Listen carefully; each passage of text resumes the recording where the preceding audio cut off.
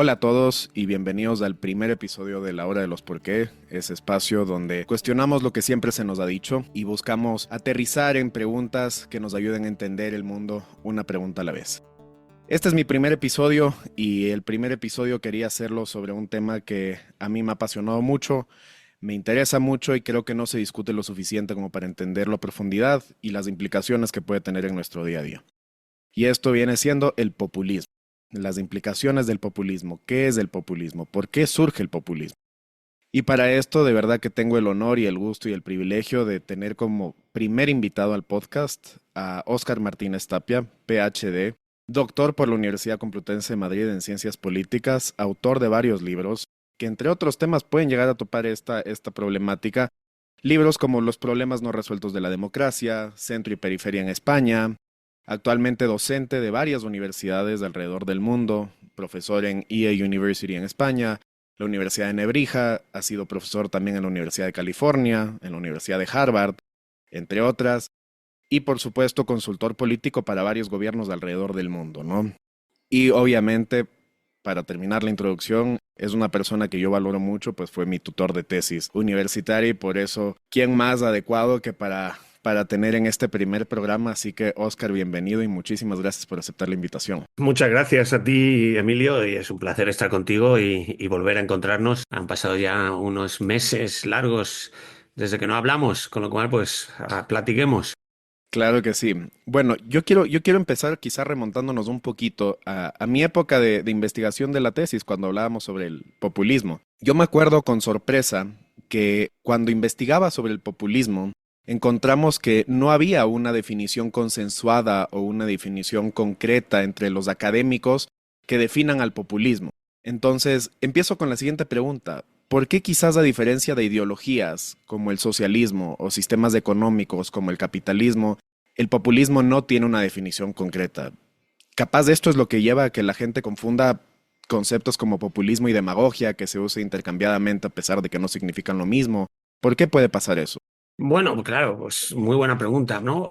Yo creo que el populismo es una especie de derivación de algunas malas praxis de la democracia, ¿no? Entonces yo creo que como está un poquito a medio camino entre la democracia, medio camino del fascismo, medio camino del comunismo, ¿no? Entonces porque si piensas en el populismo en una definición muy básica que podamos darle es realmente explotar la idea de que el pueblo es soberano y que se opone a unas castas y unas élites que son corruptas, ¿no? Entonces, en esa dicotomía, yo creo que hay muchísima gente que en algún momento se encuentra populista, ¿no? Entonces, es difícil porque ahora mismo tú y yo estamos hablando de una acepción más peyorativa sobre el término populismo, pero date cuenta que seguramente tiempo atrás, 1500, 1600, 1700,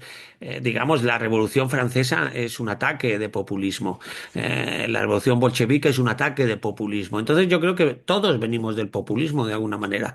Y es complicado criticarlo, yo creo que porque todos lo entendemos bien y porque todos en algún momento somos un poquito populistas, ¿no? Que es decirle al interlocutor lo que quiere oír, ¿no? Tú y yo, incluso Emilio, tú y yo no venimos del pueblo raso, pero nos gusta sentirnos pueblo, ¿no? Porque la idea de pueblo es una idea bonita, esquiva, ambigua, difícil, no siempre tan ideal como parece, ¿no? La idea del pueblo, pero bueno, yo creo que de ahí viene un poco la dificultad de definir el populismo y sobre todo de oponerse a él, ¿no? Porque todos Claro. jugamos un poquito a eso. Claro, y justamente empieza a topar algunos temas que ya los iba a topar un poquito más adelante, porque yo me acuerdo que a fin de cuentas lo que pudimos hacer en mi investigación fue encontrar como tres componentes que muchos utilizan como definiciones, pero que eran complementarios entre sí. Entonces me acuerdo que había el componente ideológico que definía el populismo como ese conjunto de ideas que desde su definición dividen a la sociedad en dos grupos, ¿no? Una élite moral y éticamente corrupta opuesto a un pueblo que es moral y éticamente bueno, con derechos, objetivos y metas que han sido marginados por estas élites, ¿no? Eso es Mm, del concepto claro. ideológico. Luego, quizás como Mm. un concepto de estrategia política, es este principio de exaltar la personalidad como transgresora de un líder que busca el apoyo masivo de la gente y desconcentrado de las masas, ¿no? Mm. Y luego, claro, había este Claro. componente cultural que va un poco con esto que decía del pueblo, que es de esto, esta exhibición sin tapujos de los elementos culturales que tradicionalmente identifican al pueblo y no a las élites. Y Exacto. empieza topando un tema que me parece súper importante porque habla de esta noción de que de hecho viene a ser como muy antigua, ¿no? Entonces, este concepto de reivindicar los derechos que pertenecen al pueblo, pero que han sido marginados por las élites, que pueden ser políticas, económicas, sociales. Entonces, podemos decir que Napoleón fue populista y líderes que los hemos analizado 20.000 años vienen siendo un poco populistas, ¿no? Claro, claro, claro. O sea, Napoleón era populista porque era de Córcega. Hitler era populista porque era austriaco. Stalin era populista porque era de Georgia. Franco era populista porque era de Galicia. Es interesante cómo estos grandes líderes, ¿no? Que se autoproclaman líderes del pueblo, ¿no? Y de alguna manera padres, ¿no? De la voluntad popular, vienen un poco de las periferias, ¿no? De estas naciones. Lo cual es también interesante ver cómo sí que hay un componente como bastardo, ¿no? Hay un componente marginal, ¿no? Del populista, ¿no? Es una especie...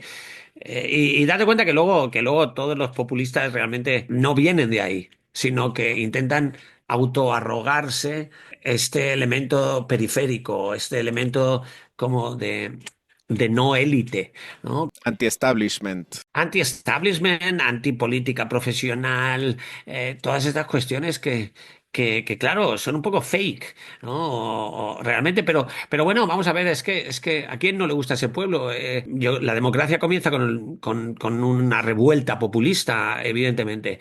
Entonces, y algo de razón no les falta, ¿no? Yo creo que, supongo que lo hablaremos un poco más adelante y lo hemos hablado ya tú y yo mucho, es que cuando la democracia no hace la entrega de las promesas que la democracia trae consigo, ¿no? Pues llega el pueblo o alguien que dice representar al pueblo para castigar a todas estas poblaciones, ¿no? Entonces, bueno, es interesante cómo se autoarrogan, ¿no?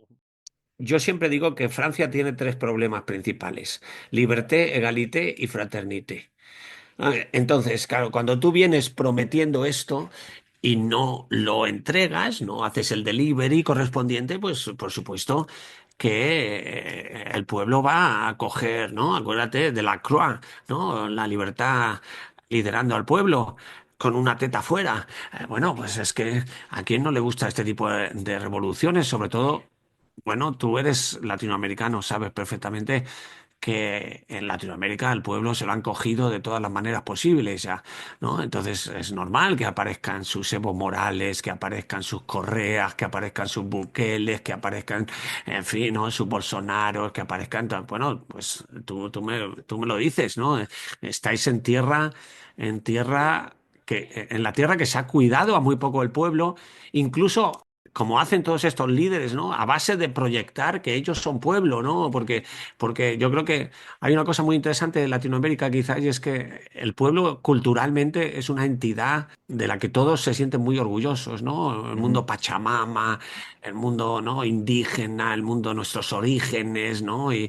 Pero luego la gente hace muy poco por ellas, ¿no? Por el pueblo. Claro, y justamente ahí empieza a mencionar como ya temas de acá de Latinoamérica, ¿no? Porque según la definición que ya vimos, varios políticos de hoy en día encajan en la definición de populistas, ¿no? Entonces vemos justamente Rafael Correa, Andrés Manuel López Obrador, Bukele, capaz Milei, incluso por su lado. Motosierra. Claro, Es que es normal, vamos ¿no? A la casta que llama él, ¿no? La casta de corruptos, que se vayan fuera, que se vayan todos, ¿no? Vamos a patear el tablero. Los argentinos tienen ese componente también como revolucionario, ¿no? claro, pero y justo habla del el concepto de casta, ¿no? Y ese concepto de casta no lo hemos visto solo acá en Latinoamérica recientemente. O sea, hemos visto que, por ejemplo, Santiago Abascal en España utiliza mucho este Mm. concepto de la casta. Bueno, Víctor Orbán en Hungría ni se diga, Erdogan en Turquía.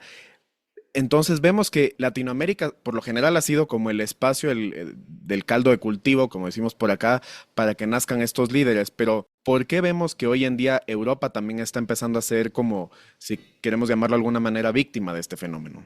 Bueno, pues por la decadencia del hombre blanco, está claro, ¿no? El hombre blanco yo creo que en el siglo XXI se está encontrando con el espejo enfrente y además de vernos mucho más viejos, porque demográficamente, si seguimos con estos índices de fertilidad, no va a quedar hombre blanco en el planeta dentro de 150 años, lo cual puede ser una gran noticia, pero sí, sí, hay un elemento de decadencia, de la gran gloria, ¿no? Y junto con esa decadencia, pues también va la idea de democracia, que cada vez son menos democráticas. Tú sabes que yo en nuestras clases insisto mucho en que la desigualdad es la madre de todos los demonios, ¿no? Y de todos los males. Entonces, sí, en Latinoamérica estáis acostumbrados a convivir con la desigualdad. En Europa no.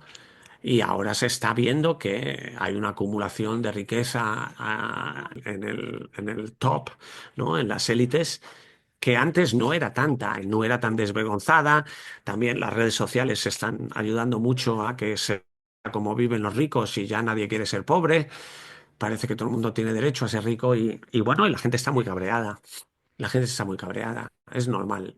Y empezando a hablar justamente de la desigualdad, yo me acuerdo que uno de los temas que hemos topado muchas veces con ustedes, de este concepto que quizás hoy en día lo vemos cada vez más acentuado en la sociedad, que es la nostalgia, ¿no? O sea, como esta sensación de que todo estaba mejor antes cuando en realidad todo estaba peor. Pero si es que esto es así y realmente estamos mejor hoy en día, ¿no habrían mejorado los índices de desigualdad para bien, o sea, el coeficiente de Gini a nivel mundial? Bueno, a nivel mundial no, pero sí que es interesante lo que dices porque los últimos datos que yo estoy mirando son que desde la pandemia, más o menos, hay una tendencia, no solo en Europa, sino también en otros países, a que se reduce la desigualdad. ¿Sabes? Sin embargo, y aquí está lo interesante, la gente no lo percibe. No percibe que hay un... Claro, la gente no va con una calculadora de Gini en el Claro. bolsillo, ¿sabes? Entonces, date cuenta que la inflación estos dos últimos años, ¿no? De la invasión de Ucrania por parte del señor Putin, pues ha generado pues un aumento de la desconfianza económica, un aumento de la pobreza percibida. Y luego también es muy interesante cómo también hay un crecimiento exponencial de las expectativas. No, cuantas más altas las expectativas, más cabreo tienes, incluso si te va mejor que antes, ¿no? Entonces, yo creo que como bien dices, objetivamente estamos en el mejor mundo de la historia y sin embargo nos sentimos peor, ¿no? Entonces empezamos a pensar que hubo un tiempo pasado en el que éramos más pobres, además, y que éramos mejores, ¿no? Porque el dinero nos ha corrompido, ¿no? Intentan convencernos, pues Le Pen en Francia, incluso el Brexit, fíjate el Brexit, por ejemplo, ¿no? Es un ejemplo fantástico. Nos intentan convencer de que éramos mejor gente cuando éramos más pobres. ¿Por qué? Porque cuando éramos más pobres, la familia era muy importante. Y ahora nadie quiere estar con la familia. Porque cuando éramos más pobres, la amistad era de verdad, Emilio. O sea, estas son las cosas que nos venden, ¿no? Sin saber realmente cómo hace 50 años la gente estaba igual de harta de las familias y la gente estaba igual de harto de sus amigos, ¿no? Pero sí que hay esa nostalgia infantiloide y de alguna manera inventada y fantaseada de que éramos mejores antes cuando todo era peor. Y claro, no tiene sentido, no tiene sentido, pero Trump ha ganado las elecciones así. Justo. La economía americana está mejor ahora que cuando entró Biden. Biden ha hecho una política social y a una redistribución de la riqueza tremenda en Estados Unidos. Si no fuera por Biden, habría muchos más millones de pobres en Estados Unidos. Y sin embargo, seguramente algunos de estos pobres ha votado a Trump porque le parece que es menos corrupto que los Biden y que el establishment. Hombre, Hillary pues era un poco difícil de tragar, ¿no? Y no sé hasta qué punto Kamala. quizás es fácil decirlo, como decimos aquí en España, a toro pasado.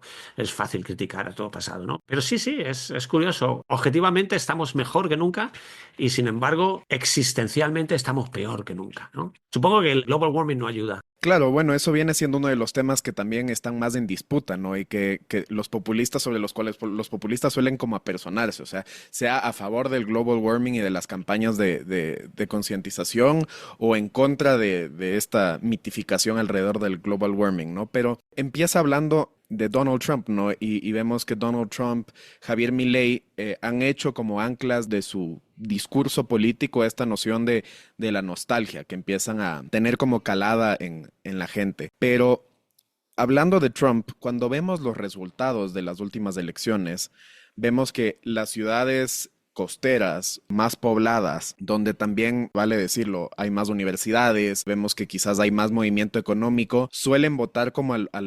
Más prostitutas, más locos, más outsiders, más junkies. Bueno, junkies no sé, porque en Estados Unidos, en el Midwest hay muchos. Exacto, vemos que ahí como el Partido Demócrata es donde consolidó más apoyo, pero vemos los lugares donde votaron a los republicanos y suelen ser la ruralidad, ¿no? O sea, esas zonas donde quizás no tienen tanto apoyo. Y este es un tema que bien o mal usted sí lo trata en su libro, aplicado obviamente a España, ¿no? O sea, Sí. en periferia, la ruralidad en España, ¿por qué pasan este tipo de cosas? Bueno, es normal. Date cuenta que las zonas rurales son naturalmente más conservadoras que las zonas de costa y las grandes ciudades. Y entonces, bueno, hubo un momento en el que tenían un complejo de inferioridad grande. Ahora se han ido sacudiendo ese complejo de inferioridad para parecer incluso como pequeños oasis a los que la gente de ciudad vamos a refugiarnos del caos y del estrés que tenemos en las ciudades, ¿no?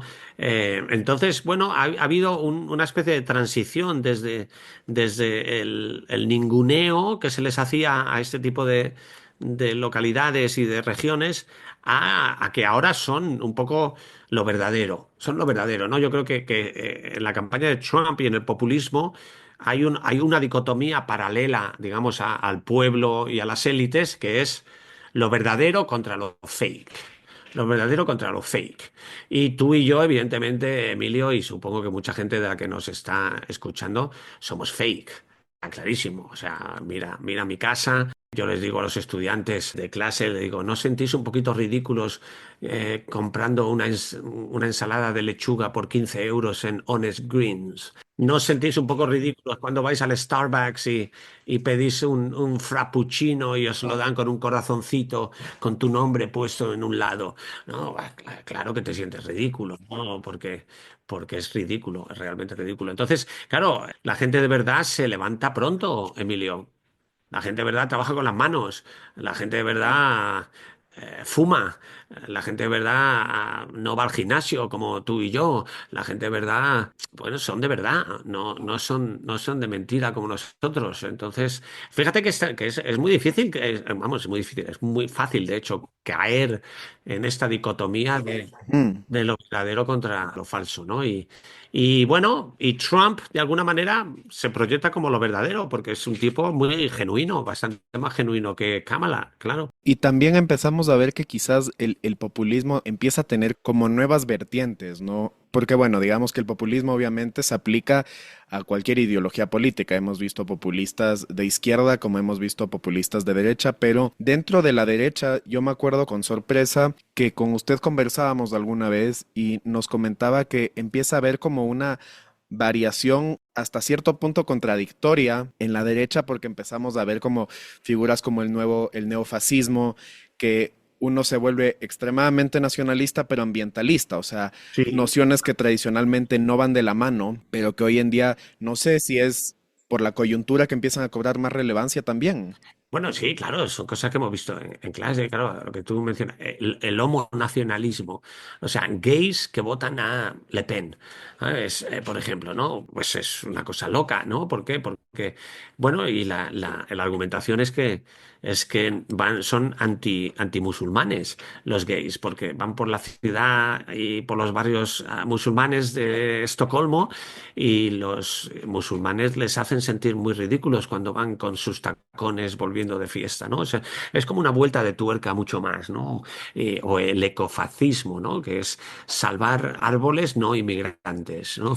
Entonces, bueno, todo forma parte, yo creo que de alguna manera de esta confusión generalizada que llamamos posmodernidad, en la que todo es demasiado líquido, en la que nadie tiene ninguna identidad fija, ¿no? Porque fíjate, tú y yo, pues el mundo es nuestro playground, ¿no? Y también se dice que la gente, los verdaderos, los genuinos, la gente de verdad, les llaman los somewheres, ¿no? De algún lado, contra nosotros que somos los nowheres, que somos de ningún lado, ¿no? Entonces, claro, nosotros podemos vivir sin una identidad muy definida porque bueno, pues al fin y al cabo nos va bien y tenemos una cuenta de banco saneada y no tenemos que envolvernos en las banderas, pero cuando a la gente le va mal, pues bueno, pues se va a su club de fútbol, se va a su iglesia, se va a su nación, se va, ¿no? Pues fíjate, y esto ocurre a la derecha y a la izquierda, ¿eh? Porque fíjate el nacionalismo catalán, por ejemplo, que son todos hipsters.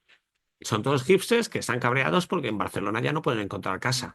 ¿Por qué? Porque está todo lleno de turistas, ¿no? Entonces, claro, el turismo se carga todas las culturas, ¿no? Fíjate, seguro que voy por ahí, por cerca de tu casa en Quito, y seguro que encontramos Starbucks, Mango, Zara, H&M, ¿sabes? Five Guys, ¿no? Otro Starbucks o McDonald's o Burger King. Entonces, bueno, es todo igual, ¿no? Y bueno, y la gente se rebela contra toda esta artificialidad. Claro, y justamente ahí empieza a hablar, claro, de cadenas que son, o sea, no todas las cadenas que acaba de mencionar son de Estados Unidos, pero muchas vienen de allá. Y eso me lleva a topar otro tema que tiene relación con Estados Unidos, ¿no? Acá en Latinoamérica hemos visto mucho que los populistas de izquierda, Hugo Chávez, Evo Morales, Rafael Correa, Ujú. por poner, nombrar algunos, tienen un discurso muy antiimperialista, muy antagónico de Ya, Estados Unidos. claro. ¿Por qué tanta oposición a Estados Unidos? Hombre, bueno, porque el amigo Yankee ha estado haciendo y deshaciendo en el patio trasero que ha sido Latinoamérica durante muchos años, ¿no? Entonces es normal que haya un sentimiento antiamericano muy grande. Antiamericano en el pueblo, principalmente, por eso los líderes de izquierda son antiamericanos, porque, bueno, pues no nos olvidemos que durante la Guerra Fría, pues Estados Unidos y la CIA, pues estaban por ahí apoyando. Claro, el Plan Cóndor. Claro, estaban apoyando golpes de Estado de cualquier militar tipo Pinochet con tal de que no hubiera alguien comunista, ¿no? En el poder tipo Allende y otros. Entonces, y Claro, curiosamente, pues el populismo de derechas, digamos, tipo Milei, tipo Bolsonaro, pues tipo Uribe, bueno, Bukele, toda esta gente, pues son amigos de América, claro, porque a ellos les va el capitalismo, el libertarianismo, y les va porque les va bien a sus bolsillos y porque les va bien a sus negocios. Entonces, claro, pues hay esa polarización que es muy dramática. claro, claro. Y justo menciona ejemplos de países que obviamente fueron víctimas de dictaduras muchas veces sanguinarias, que terminaron con la vida de un montón de gente. En Chile, con Pinochet, cuánta gente no murió. En Argentina, lo mismo con Videla. En Paraguay, en Uruguay, en Brasil. O sea, vemos en muchos países donde ha pasado esto. En todos lados. Pero Ecuador, por ejemplo, a diferencia de sus vecinos, es uno de los pocos países que no fue, digamos, víctima directa de una dictadura como las de otros países. Nosotros en Ecuador tuvimos un dictador, que es el general Rodríguez Lara, ¿no? Ujú. Pero el general tiene una dictadura tan compleja que acá en el Ecuador a él no se le llama, a su gobierno no se le llama dictadura, le llaman dicta blanda Ya, claro. porque fue todo menos una dictadura. Él lo que, claro, pudo hacer fue nacionalizó el petróleo, desarrolló algunas industrias desde el Estado, declarándose dictador, por supuesto, con apoyo de las Fuerzas Armadas, pero entonces yo entiendo que, por ejemplo, en países justamente como Uruguay, Argentina, Bolivia, Paraguay, Brasil, países que han sido, Chile, que han sido víctimas de estas dictaduras, puedan tener este discurso tan fuerte. Pero todavía me queda la duda, ¿por qué en países donde quizás Estados Unidos no tuvo esa injerencia Mm, puede calar tan profundamente ese discurso? Porque a lo mejor las élites de Ecuador, Emilio, pues igual han sido peores incluso que el amigo americano, ¿no? En términos de desposeer al pueblo, racistas, clasistas, todas estas cuestiones, ¿no? En las que, bueno, pues si Ecuador solo ha tenido un dictador y luego el correísmo tuvo tanta fuerza con Lenin Moreno y tal, que luego todo, por supuesto, pues ha sido una gran mentira, ¿no? Pero extrañaría mucho que un movimiento, digamos, de extrema izquierda como populista, como el correísmo, haya tenido tanto éxito y se haya mantenido durante relativamente tanto tiempo en un país como Ecuador, que no tiene especiales vinculaciones con el mundo yanqui, ¿no? Pues seguramente será el producto de que las élites anteriores a Correa, como las élites anteriores a Hugo Chávez en Venezuela, pues han estado en un cóctel de diplomáticos constante y haciendo sus fiestas en Miami y teniendo sus casas de campo y en la playa, supongo que mientras que el pueblo ecuatoriano pues estaba de alguna manera o se sentía de alguna manera oprimido o por lo menos no atendido en sus cuestiones. Ya te digo que yo en principio ya sabes que tengo un sesgo izquierdoso, digamos, pero supongo que es más fácil ser de izquierdas en Europa que ser de izquierdas en Latinoamérica, también te lo digo. De izquierdas y blanco. Pero bueno, ahora que lo mencionas, sí puedo empezar a entender a ver quizás un poquito la relación, porque es verdad que Correa se ancló mucho en un discurso anti-yanqui, anti-imperialista, y una demostración de eso sí fue el hecho de que nosotros en Ecuador teníamos una base militar, porque tomemos en cuenta que Ecuador está entre Colombia y Perú, ¿no? Que hace algún tiempo eran los principales productores de cocaína a nivel mundial, que lamentablemente eso se ha corrido para que Ecuador sea hoy parte No. de esos imperios de la droga. Pero la base militar de Estados Unidos en Manta sí de alguna manera también estaba ahí con el objetivo de disminuir o por lo menos controlar el tráfico del narcotráfico, valga la redundancia. Y bueno, los resultados muchas veces se los discute y se los debate porque dicen que no fueron efectivos. Pero entiendo quizás ahí por dónde puede venir ese discurso justamente de nos quitan la soberanía, ¿no? Claro, las élites latinoamericanas no han tenido mucho problema medio vendiendo a su pueblo para que tener buenas relaciones con gente importante en Estados Unidos, para mandar a sus hijos a las universidades americanas y para hablar inglés con acento de Washington, ¿no? Entonces, bueno, pues por ahí el pueblo que ha tenido que emigrar, fíjate que en España tenemos tantísimos ecuatorianos Claro. que no quieren estar lejos de su tierra, quieren estar en su tierra, que es donde les gusta estar, ¿no? Y no pueden porque, bueno, pues que hay una desigualdad muy grande y hay unas cuantas familias, supongo que controlan un poquito el mercado y lo controlarán todo, supongo, ¿no? O sea, no sé, no sé cuántas, no sé si son 2.000 o son 5.000. Pero no parece que haya una clase media muy establecida, ¿no? En Ecuador. Y eso siempre es un problema. En Ecuador, ni en Venezuela, ni en... No, acuérdate, en Venezuela pues estaba Carolina Herrera, la diseñadora de ropa venezolana, partying en Miami. Acuérdate, antes de Castro, Claro, con Batista. en Cuba, Batista, pues era el prostíbulo de la mafia americana, ¿no? Y entonces, bueno, pues no sé, yo creo que todas estas élites están pagando un precio y me parece un poco ridículo que no sepan que tienen un poquito la misma culpa, ¿no? Fíjate que tenemos tantos estudiantes venezolanos ahora en el IE que a mí me encantan, ¿no? Pero claro, yo les digo, como se vaya Maduro y volváis a entrar vosotros y sigáis haciendo lo mismo que han hecho vuestros abuelos, va a venir otro Chávez. en algún momento, ¿sabes? Claro. Entonces hay que ser un poquito mejores, hay que redistribuir un poquito. Y además es que, bueno, eso es lo que es ser verdaderamente patriota. Y justamente volviendo un poquito a lo que estábamos hablando, hace un ratito empezábamos a hablar de dictadores, ¿no? Y quiero vincularlo un poco al populismo, porque el populismo siempre ha existido.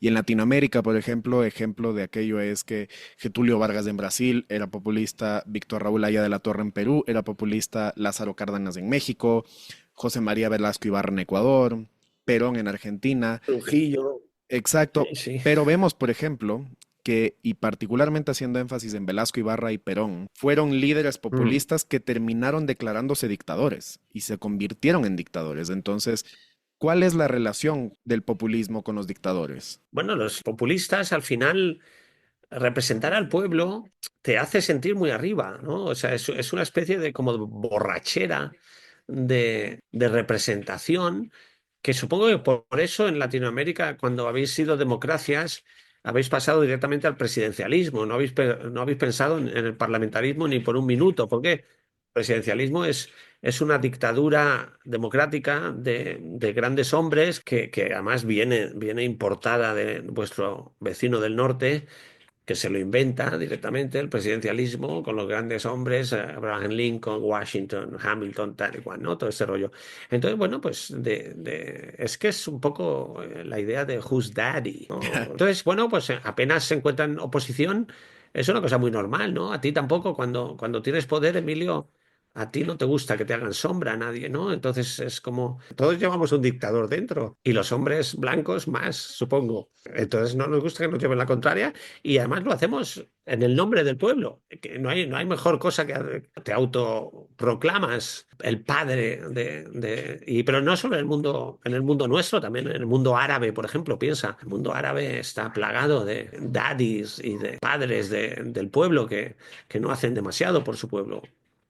Poniéndolo de otra manera, usted menciona ahorita el pueblo árabe, ¿no? Vemos que a inicios de la década pasada en el mundo árabe empezamos a ver la primavera árabe, que era justamente como el hartazgo de la sociedad árabe, de todos los regímenes que los venían controlando, pero eso no tuvo el resultado esperado, porque en muchos casos terminaron peor de lo que estaban antes. Entonces, Sí, yo creo que ahí hay un elemento que no estamos manejando.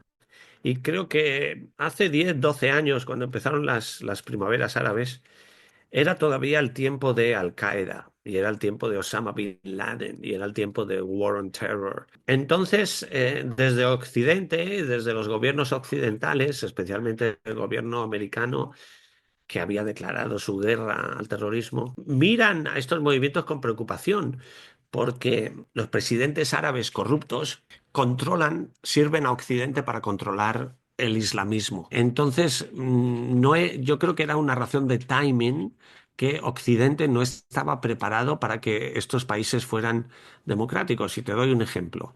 En Egipto, que es uno de los grandes países del mundo árabe, derrocaron a Mubarak y llamaron a elecciones democráticas. ¿Vale? ¿Y quién ganó las elecciones democráticas? Los hermanos musulmanes, wow, que es un partido sí, sí, sí. panislámico y es un partido más o menos religioso que prácticamente está considerado por Estados Unidos como un grupo terrorista.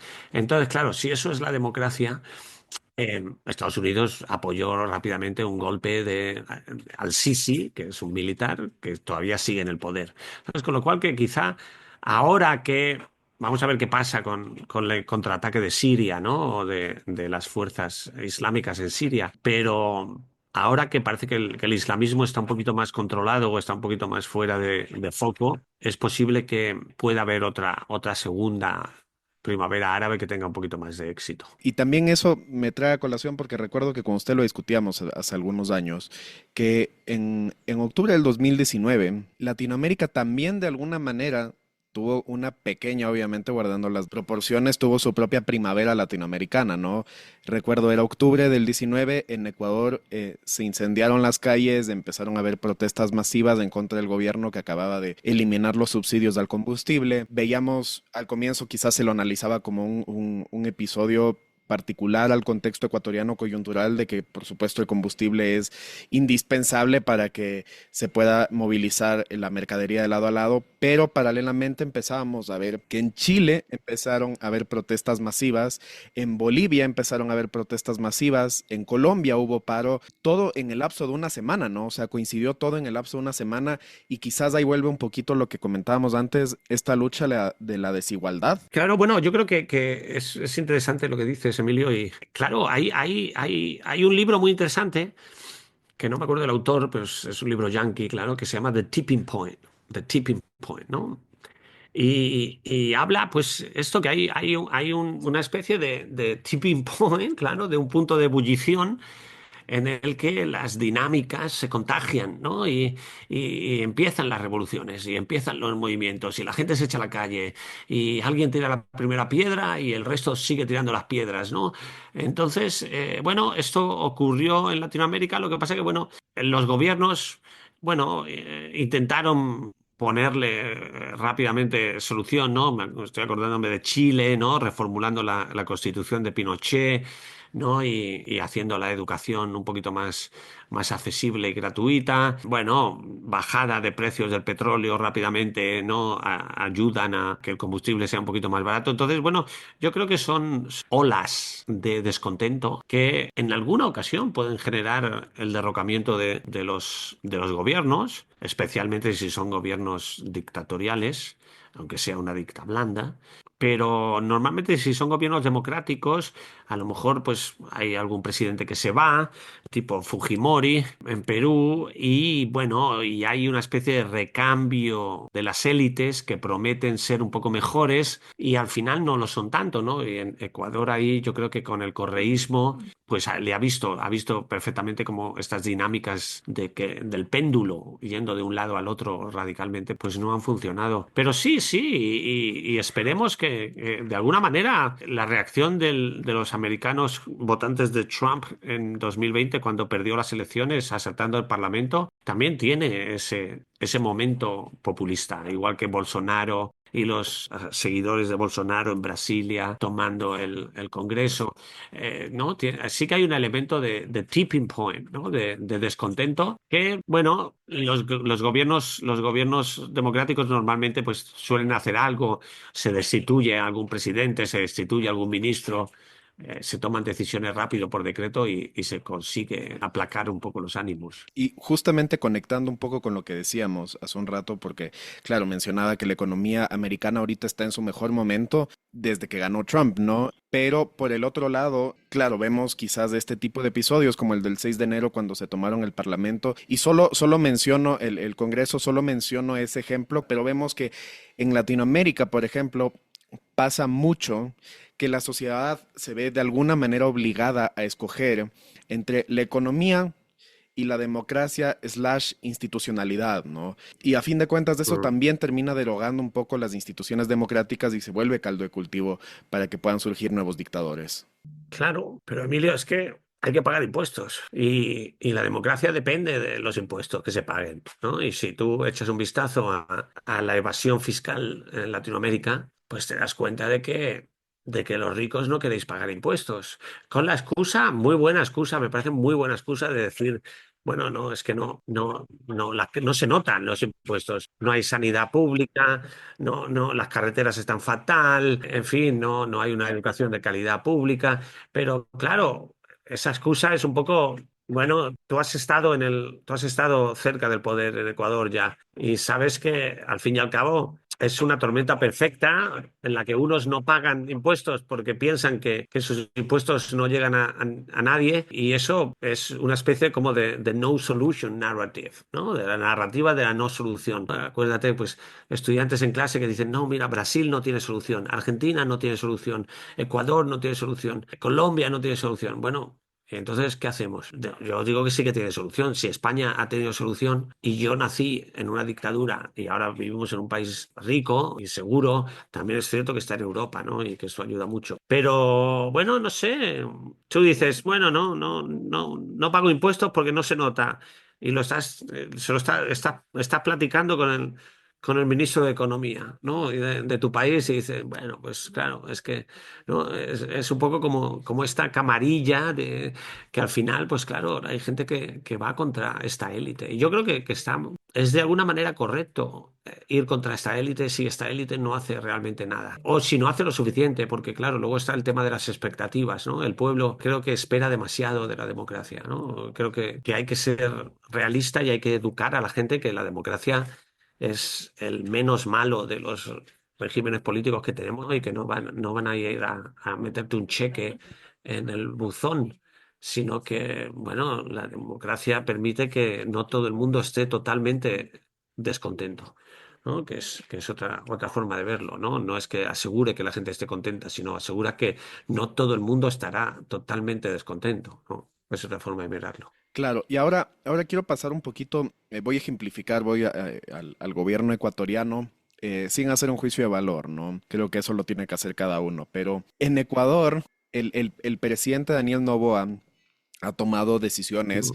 que recientemente en la oposición política y puntualmente en el correísmo y el Partido Social Cristiano quizás han llevado a Mm. que estos opositores, algunos se pronuncien y digan como que sí, estamos en dictadura, otros digan estamos viviendo un gobierno autoritario y por ejemplo ellos utilizan el ejemplo de la suspensión de la vicepresidenta de Ecuador, la descalificación de un candidato presidencial, a pesar de que eso fue realizado por el Consejo Nacional Electoral, la entrada en la Embajada de México para retirar a Jorge Glass, pero vemos que la oposición intercambia muchos estos adjetivos entre estamos en dictadura, otros dicen este es un gobierno autoritario. Entonces yo quiero hacer la pregunta más académica. ¿Cuál es la diferencia entre una dictadura y un gobierno autoritario? Vamos a ver.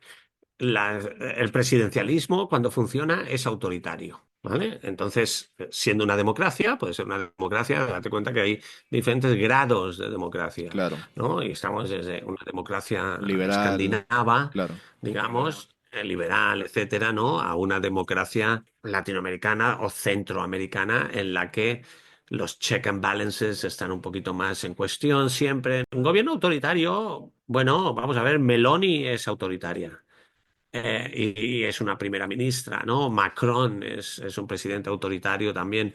Quizá Pedro Sánchez también sea algo autoritario. Yo creo que los gobiernos democráticos que son algo autoritarios o que tienen autoridad, ¿no? Que también no tiene por qué ser autoritario, digamos, en el sentido de que no haya libertad de prensa o no haya libertad de representación política, no haya libertad de expresión, todas estas cuestiones. Puede haberla y se puede ser autoritario. Luego están los regímenes dictatoriales y eso ya es Putin. Eso ya es Putin, eso ya es Erdogan, eso ya es China, eso ya es dictaduras un poquito. Bueno, y Bukele también, claro. Bukele ha pasado de ser un presidente autoritario a ser una dictadura, ¿no? A ser un presidente Maduro. que dirige. Por supuestísimo, por supuestísimo. Sí, sí, ahí yo creo que la ideología no debe confundir porque no hay ideología. Yo creo que Bukele y Maduro piensan igual, de alguna manera. El ladrón piensa igual siempre, ¿no? Entonces, y no sé hasta qué punto Bukele, supongo que sí, será un poquito ladrón. Parece que toda su familia está metida en el ajo, parece que todas sus compañías están haciéndose supermillonarios, parece que su mujer le va fantásticamente bien con los negocios, ¿no? Entonces, es muy difícil no confundir una cosa con la otra. Pero bueno, cierta autoridad no está mal, cierta autoridad no está mal. Bueno, eso es lo que acá se dice mucho en Ecuador, ¿no? Que a fin de cuentas, lo que los países latinoamericanos sí terminan defendiendo son gobiernos de mano dura, como les llaman, ¿no? Gobiernos que sepan parar y que, claro, quizás entonces ahí la diferencia vendría a ser que el gobierno autoritario de alguna manera todavía depende de las instituciones y las utiliza. En tanto y en cuanto el dictador no guarda ningún tipo de relación con las instituciones y no las necesita en lo absoluto, ¿no? Bueno, claro, depende de las mayorías, depende del número de millones de votos que tú tengas, ¿no? Fíjate que Donald Trump, pues, ha sido votado por muchísimos millones de americanos y esto tiene el peligro de que Donald Trump se autodetermine, ¿no? Autoproclame el padre de América y el dueño de América, ¿no? Y esto, bueno, pues fíjate, ¿no? Elon Musk, vamos a ver lo que se nos viene encima. Yo creo que incluso viniendo de la izquierda, como vengo yo, hay que desearle suerte porque si tiene suerte la vamos a tener todos, ¿no? Si los americanos tienen suerte y hay algunas cosas que se hacen que no están mal. Lo mismo con Milei en Argentina, ¿no? Yo no soy ningún fan de Milei, pero habrá que desearle suerte porque va a haber muchos millones de personas que van a depender de la suerte que tenga Milei con sus cábalas económicas y sus modelos que parecen obsoletos, pero que siguen ahí. Y ahora, pasando al último segmento, aterrizando un poquito más en la realidad ecuatoriana. En 1997, en España hubo un episodio que sacudió a todo el país, sobre todo por algo que pasó en el País Vasco, ¿no? Cuando Miguel Ángel Blanco, que era un concejal del Partido Ujú. Popular, fue asesinado a manos de ETA, lo cual, por supuesto, tiene su propia historia detrás, ¿no? Pero esto generó a que dos partidos políticos que eran completamente antagónicos, estaban completamente alejados, como el PP a manos de José María Aznar y el PSOE con Mm, González, se unieran para luchar contra esto y dejaran completamente sus diferencias de lado. Hay incluso la imagen de ellos parados al lado en el minuto de silencio, ¿no? ¿Por qué menciono este ejemplo? En el 2023, Ecuador sufrió algo medio parecido. Fernando Villavicencio, que era candidato presidencial, fue asesinado a manos de mm, sicarios, mm, generó una noticia mundial, consternación en todo el mundo. Y a pesar de mm, que todavía no se termina de conocer quiénes son los autores intelectuales, sí se atrapó a los materiales de este hecho. En un caso que ha sido muy complejo, se han ido muriendo poquito a poco mm, las personas involucradas, el FBI también está investigando todo esto. Yo, mm. completamente honesto, lo conversaba con algunos amigos hace muchos años y decía, cuando decíamos qué le falta al Ecuador para salir de esta crisis política, yo genuinamente les decía nos falta un mártir, como pasó en España con Miguel Ángel Blanco, pero yo genuinamente pensaba que esa iba a ser la forma en la que se unieran los partidos políticos para luchar contra un enemigo común. No pasó en Ecuador. Los partidos políticos incluso empezaron a apuntarse entre sí, a decir, no, tú tuviste la responsabilidad, que tú eres el culpable, que ni sé qué, ni sé cuánto. Y vemos que quizás esto también es parte un poquito la consecuencia de un discurso tan maniqueísta, divisorio, que ha tenido calada en el pueblo ecuatoriano, ¿no? Pero ¿qué rol puede llegar a jugar el populismo en esto? Y más importante que eso es, ¿por qué no pudimos tener la unión que en su momento sí la pudo tener España? Bueno, yo creo que la Unión, ahora fíjate que nosotros hemos tenido en Valencia una tormenta, una dana, que han muerto 200 personas, no una, sino 200 personas, y los partidos que entonces en el 97 se unieron, PSOE y PP, ahora se tiran las piedras igualmente. Yo creo que el siglo XX queda muy lejos ya. En el siglo XX se podían hacer ese tipo de encuentros, ahora mismo no, porque el populismo de alguna manera impide la amabilidad, ¿no? Hay que estar siempre a la gresca, hay que estar siempre enfadado, hay que estar siempre gritando, porque la gente está así, porque la gente grita, porque la gente está enfadada. Entonces yo creo que el siglo XXI, la política del siglo XXI mundial está definida por este antagonismo y hasta cierto punto esta imposibilidad de pactos a través de las ideas políticas. Vamos a ver qué pasa en febrero en Alemania, que hay nuevas elecciones, Ujú. en las que parece que la alternativa por Alemania va a quedar segunda y los conservadores quedarían primero y los socialistas los terceros. Entonces, estamos esperando que los conservadores y los socialistas se vuelvan a unir en la gran coalición, ¿no? Y esto sería sería muy positivo. Pero fíjate lo que pasó en Francia, Ujú. ¿no? Que una cosa muy rara, ¿no? Y es que extrema izquierda y extrema derecha votan para quitarse de en medio a Macron. Entonces, bueno, pues respondiendo a tu pregunta, en Ecuador igual no sois tan diferentes, ¿no? Quizá la buena noticia es que ya Ecuador es como todo el mundo. Y hay claro, yo muchas veces, claro, porque en Ecuador, como en España, siempre había la tentación esa de la excepcionalidad ecuatoriana, ¿no? Somos diferentes, aquí pasan cosas muy raras. Pues ya no pasan cosas raras, ahora ya pasa lo mismo que pasa en todos lados, ¿no? Y eso para España, por ejemplo, pues es que ya somos europeos, ¿no? Claro. Ya somos occidentales. Y vosotros, pues bueno, os queda todavía un poquito o bastante, pero ahí vais, ¿no? Porque bueno, pues yo qué sé, tú, Emilio, que llegarás llegarás alto y lejos en la política ecuatoriana. Yo haría de Ecuador un parlamentarismo. Sería el primer país de Latinoamérica en experimentar con el parlamentarismo y a ver cómo nos iba, ¿no? Quitando, ¿no?, algunos caribeños ex colonias británicas, ¿no? Pero bueno, ya sois como nosotros. Bueno, de hecho, usted menciona hace un ratito este concepto de la excepcionalidad y estas ideas. Eso es verdad en Ecuador, pero a la inversa, ¿no? O sea, acá en Ecuador, yo le comentaba hace un rato, hace algunos años, décadas ya, Ecuador era una isla de paz, y así siempre se lo consideró. Ecuador era una isla de paz en medio de los dos gigantes de la producción de droga a nivel mundial, que eran Perú y Colombia. Acá no teníamos mayores episodios de inseguridad, por supuesto, siendo un país latinoamericano siempre íbamos a tener inseguridad, pero nunca tan pronunciada como hoy para tener una de las ciudades más violentas en el mundo, más inseguras, tenemos uno de los países más violentos y desde luego que hoy en día sí se escucha mucho esta noción de ya no somos lo que era antes y volvemos un poquito a la noción de la nostalgia, ¿no? O sea, que empezamos a repetir, a pesar de que sí es verdad que Ecuador antes quizás no tenía los indicadores de violencia que hoy en día tiene y que también termina siendo como ese caldo de cultivo perfecto para que venga un populista que promete mano dura, que promete acabar con todos porque todos han sido cómplices en esto.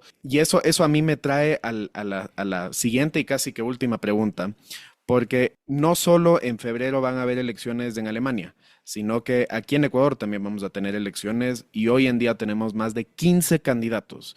Tenemos más de 15 candidatos presidenciales en un país que la verdad es que no tiene tantos habitantes como para tener 15 candidatos. O sea, somos un país de 17 millones de personas, Bueno, con que haya más de 15 personas ya hay suficiente. pero vemos, o sea, no sé, ¿qué relación tiene el populismo con que hayan tantos candidatos? ¿Qué tiene que ver? ¿Qué nos dice esto sobre la división, el discurso antagónico y una eventual crisis de representación política? Porque eso es lo que yo termino viendo. No hay representación política. Hay un libro muy interesante de un señor que se llama Peter Turchin, así en español, Turchin, que se llama The End of Times, ¿no? El final de los tiempos. Y habla de una cosa muy interesante, y que para él las revoluciones llegan cuando hay dos factores unidos. Uno es la desigualdad grande y la otra, que es muy interesante, es como una sobreproducción de élites, ¿no? Entonces, hay una sobreproducción de élites por ejemplo, me hablas de 15 candidatos, seguramente cada uno de estos candidatos representa a una parte de esas élites, ¿no? Entonces, llega un momento en el que, bueno, ¿no?, cuando hace 20, 25, 30 años en Latinoamérica y en muchos otros sitios, solo había dos élites enfrentadas, pues dos partidos, ¿no? Tres, como mucho. Ahora, ¿qué pasa? Que, bueno, pues hay mucha gente con dinero que manda a sus hijos a la universidad a Estados Unidos, vuelven sus hijos, quieren ser presidentes o las compañías quieren hacer lobby y tienen a sus propios candidatos ya que están, ¿no? El otro día leía que en el Senado de Estados Unidos, no sé si hay como casi el 40% de los senadores ya han puesto $1 millón mínimo Wow. de su bolsillo para hacer sus campañas. Esto quiere decir que, bueno, hay mucha gente con dinero y en el mundo económico, sobre todo empresarial, pues hay gente que quiere tener influencia política y la compra, ¿no? Entonces, me parece un factor interesante, ¿no? Esta sobreproducción de élites, ¿no? Que luego supongo que después de que queden 15, que quedarán con opciones a ganar a lo mejor dos. Bueno, pues ya se reordena otra vez las élites y las élites pasan a, digamos, a agruparse de nuevo en torno a lo mejor a dos, tres polos, ¿no? No lo sé, bueno, 15 candidatos. Bueno, supongo que estáis todavía en el momento en el que la campaña oficial no ha comenzado, con lo cual pues habrá mucha gente que intente ganar visibilidad para sus negocios, que intente hacer campañas en redes sociales, pues habrá, yo qué sé, actores, empresarios, algún indígena, por supuesto, tiene que haber, ¿no? En Ecuador. Lo hay, lo hay. Claro, ¿no? Entonces, bueno, pues es un poco como lo mejor de cada casa, ¿no? Y luego pues se irán autodescartando, irán apoyándose los unos a los otros y bueno, es un poco el juego de la democracia. Sí, y ahí sí quiero hacer solamente una aclaración para los ecuatorianos que nos escuchan, porque ya me imagino que mucha gente estará escuchando esto y estará pensando, acá nosotros tenemos una ley, la ley electoral, el Código de la Democracia, que más bien impulsa a que hayan tantos partidos y tantos participantes en las elecciones, porque obviamente otorgan un fondo electoral, otorgan dinero, dinero que no están obligados a devolver a menos de que sea su segunda participación y no hayan llegado a cierto margen de votación, ¿no? Entonces, la pregunta no era tanto desde el visto práctico, sino un poco más académica. Institucional. Exacto. Sí, sí, buena aclaración. Evidentemente dependemos de la ley electoral y la ley electoral es el truco de todas las democracias, ¿no? Sí, Es un poco como la ley más importante y menos conocida de todas las democracias, ¿no? Y sí. invito a nuestros oyentes ecuatorianos y de donde quieran venir a que estudien un poco la ley electoral de sus países y vean que la idea de un hombre, un voto es bastante escasa y que no abunda. Dependiendo de dónde votes, tu voto vale más, vale menos, en fin, hay una serie de contrapesos interesantes. Sí, bueno, de hecho, acá en Ecuador están impulsando el presidente una reforma electoral para eliminar el financiamiento público, que sea el sector privado, únicamente quien financie. Uf, peligroso, suena peligroso, ya te lo digo. Y ahora sí quiero terminar. Usted es académico y obviamente muchas veces los académicos como estudian procuran no emitir juicios de valor o decir si algo está bien o está mal, sino simplemente lo estudian. Entonces yo ahorita no le voy a preguntar si piensa que el populismo es bueno o malo. Pienso que cada uno tiene que sacar esas propias conclusiones a partir de lo que sabe, de lo que aprende y de lo que vive, ¿no? Pero sí me voy a meter un poquito en su mundo y hacerle una pregunta académica. ¿Cuáles pueden ser las consecuencias del populismo? Es decir, ¿hacia dónde nos está llevando? ¿Qué podemos esperar que pase en el escenario internacional a pesar de que ya lo discutimos un poco? Buenísima pregunta para terminar. Vamos a ver, yo creo que los populismos actuales, ¿no? Y también los populismos pasados de los años 20, años 30, Mussolini, Primo de Rivera, Hitler, etcétera, yo creo que nos llevan al escenario posterior a que el populismo fracase. Entonces, lo que quiero decir es que es muy posible que los líderes populistas dejen de estar tan de moda pronto, espero, porque lleguen al poder y se deshagan todas sus promesas, ¿no? Y que no puedan cumplirlas, ¿no? Entonces, si piensas en la primera presidencia de Trump, nadie recuerda que hizo nada especialmente fantástico, sino, bueno, no se metió en guerras, que ya fue suficiente, y tampoco construyó el muro, ¿no? Y, bueno, pues jugó mucho al golf y fue por el mundo intimidando un poquito a los líderes tipo macho alfa, ¿no? Después del populismo, yo creo que esto tiene que servir para los partidos realmente democráticos y para estas élites que han estado muy lejos, que hemos estado muy lejos del público. Y te digo hemos porque yo critico mucho a estos socialistas de caviar, ¿no? Que estos socialistas de champán, seguramente entre los que me encuentro, ¿vale? Para que nos demos cuenta de que hay que hacer más por el pueblo. No solo decir que lo representamos y decir el pueblo unido jamás será vencido y decir que los socialistas no dejan a nadie detrás. En fin, todas estas narrativas y discursos fáciles yo creo que hay que cumplirlos. Y yo creo que de alguna manera no hay que sorprenderse de que los líderes populistas estén llegando tanto a tantos sitios porque creo que las élites gobernantes tanto a derecha como a izquierda no han sido buenas, no han sido capaces de redistribuir, no han sido capaces de ilusionar, no han sido capaces de hacer políticas que lleguen al pueblo. Y fíjate, quizá una diferencia, por ejemplo, importante. Mira, un ejemplo latinoamericano, ¿no? Pepe Mujica Ujú. en Uruguay, ¿no? Fíjate que el paisito de 3,5 millones de habitantes, después de Mujica, que bueno, pues ha sido un líder bastante populista, pero que dejó un país que, bueno, ahora parece como lo más civilizado de toda Latinoamérica. ¿No? Y que además ha vuelto ahora mismo a una izquierda socialdemócrata que quizá pueda ya representar incluso Petro, vamos a ver, ¿no? Boric en Chile, ¿no? Yo creo que la izquierda latinoamericana tiene que dejar de ser revolucionaria para ser socialdemócrata. Pero para eso hace falta calidad, hace falta generosidad y hace falta buenos asesores, con lo cual me ofrezco aquí públicamente, ¿verdad, Emilio? Que tengo muchas ganas de darme un viaje por allí y quizás ayudar en lo que pueda a que la gente viva mejor. Bueno, ya saben, así que el que esté escuchando y piense en lanzarse políticamente, cuenta aquí con un experto en temas de políticas públicas. Y Ya simplemente para terminar, muchas veces nos dicen que desde la sociedad civil, justamente mencionaba, debemos exigir resultados a nuestros gobernantes, mantenerlos a raya. Pero ese es un concepto, la verdad, muy abstracto y a mi parecer un poco básico, porque yo puedo exigirle a un congresista o a un presidente que haga su trabajo, pero a fin de cuentas, la voluntad y la capacidad de hacerlo radica en él y en su equipo de trabajo, lo que decía ahorita. Entonces, mi última pregunta es, ¿qué podemos hacer nosotros desde la sociedad civil en un sentido práctico para evitar que los populistas se conviertan en dictadores y que tengamos una clase política que realmente trabaje por nosotros?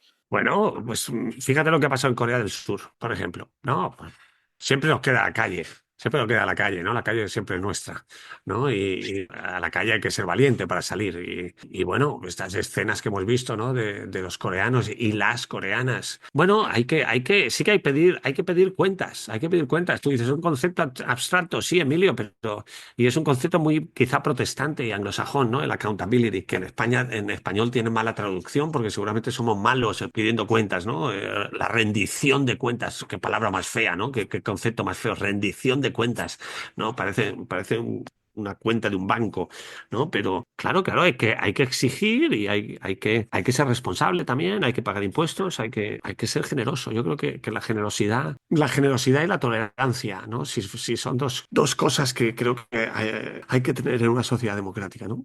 Hay que ser muy generoso y hay que intentar ser muy tolerante porque la mayoría no lo somos, ¿no? Y el espejo no nos sienta muy bien cuando nos miramos. Entonces, bueno, pues hay que hacerlo mejor, hay que hacerlo mejor. Y para eso, seguramente después de los populistas tendremos una oportunidad. Vamos a ver si la podemos aprovechar. Oscar, muchísimas gracias por aceptar esta invitación. Ha sido una conversación realmente enriquecedora. Hemos topado un montón de temas a nivel mundial. Hemos hablado de populistas, de dictadores, de historia, de revoluciones, de la desigualdad, de absolutamente todo. Así que la verdad quiero agradecerle profundamente por haber aceptado esta invitación. Y antes de invitarle a hacer su última reflexión en el programa, sí quisiera preguntarle, porque sé que más de uno estará interesado, ¿cómo pueden adquirir los oyentes su libro, sus libros, si es que están interesados en hacerlo? Bueno, sí, eso, gracias, te agradezco mucho. Por supuesto, es un placer estar contigo, Emilio, y cuando los oyentes quieran saber algo de mí, pues simplemente ir a mi página web oscarmartineztapia.com y ahí, bueno, pues hay información y hay enlaces, si alguien quiere leer algunas cosas que publico, si quiere ver algunas intervenciones en los medios, y bueno, y por supuesto, mi dirección de email,